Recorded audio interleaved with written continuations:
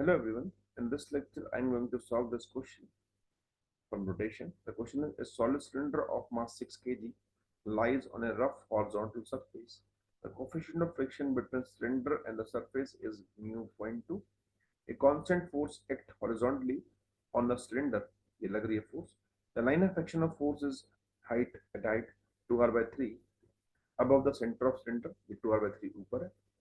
Find the maximum value of F if the cylinder rolls without slipping. हमें maximum force निकालनी है कि cylinder जो है बिगर स्लिपिंग के रोल करे, प्योरली रोल करे. दैट मीन्स कि अगर मैंने F को इससे ज्यादा बढ़ा दिया तो सिलेंडर अब स्लिप करना स्टार्ट कर देगा. दैट मीन्स कि जो फोर्स की वैल्यू है ये बिल्कुल क्रिटिकल वैल्यू है कि जिससे सिलेंडर रोल कर रहा है प्योरली. ज्यादा करोगे तो स्लिप करने लग जाएगा. तो फ्रिक्शन भी इस टाइम पे जो लग रहा होगा वो अपनी लिमिटिंग कंडीशन में होगा, क्योंकि इसके बाद तो काइनेटिक आने वाला है, बिकॉज स्लिप करना स्टार्ट कर देगा. तो फ्रिक्शन वैल्यू मैक्सिमम होगी अपनी लिमिटिंग में, mu into N, that is equal to mu into N. अब इस क्वेश्चन को प्रोसीड करते हैं. उसके लिए तरीके दो हैं करने के. कि एक तो ये हम फ्रिक्शन की डायरेक्शन पहले मान लें कि कैसे भी मान लेते हैं. लेट्स सपोज फ्रिक्शन आगे लग रहा है या पीछे लग रहा है, और उसके अकॉर्डिंग हम सॉल्व करें. तो उससे बस आंसर, अगर हमने डायरेक्शन गलत मानी हुई तो आंसर नेगेटिव आने लग जाएंगे. मतलब अगर मैंने डायरेक्शन पीछे मान ली और वो लग रहा था आगे, तो आंसर नेगेटिव आ जाएंगे. और अगर सही आ रहे हैं तो मतलब मैंने सही माना. और एक मेथड ये है कि आप पहले डायरेक्शन निकालो फ्रिक्शन की, फिर सॉल्व करो, तो उससे आंसर पॉजिटिव आएगा. तो हम दोनों ही मेथड से कर सकते हैं इसको. तो हम इससे करते हैं कि हम फ्रिक्शन को कहीं भी मान लेते हैं, और हमारा आंसर अगर पॉजिटिव आया तो मतलब दैट इज करेक्ट, कि सही है. तो लेट अज्यूम कि फ्रिक्शन यहाँ पे कुछ आगे की तरफ लग रहा है, एफ मान लेता हूँ आगे की तरफ.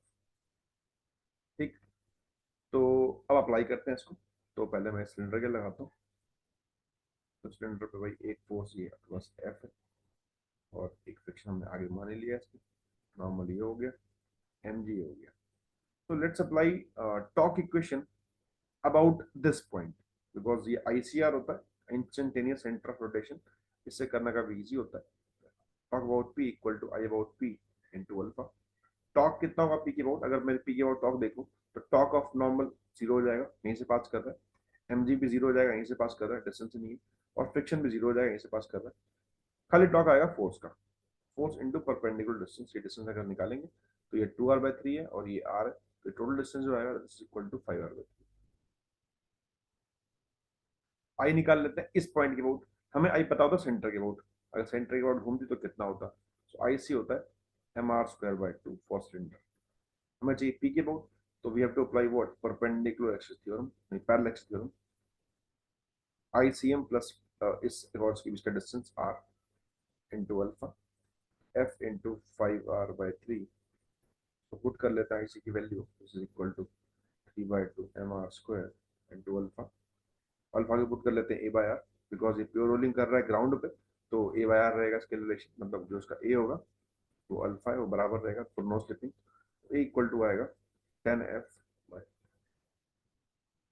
बट मुझे ए निकालना नहीं है, मुझे तो फोर्स निकालनी है. तो let's apply force equation. Force apply करते हैं. तो मैं लगाता हूँ उस पर फोर्स इक्वेशन. एफ मैंने आगे की तरफ माना है और फ्रिक्शन आगे की तरफ मान लिया. तो लिखते हैं हम इसको F plus F is equal to M A. F friction value mu M G, mu है हमारा 0.2, एम जी है 60, दिस इज इक्वल टू आ जाएगा 12.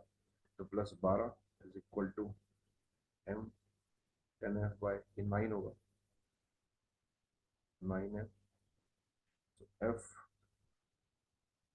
Minus 10f by 9 is equal to minus 12. तो minus F by 9 is equal to minus 12 is equal to 108.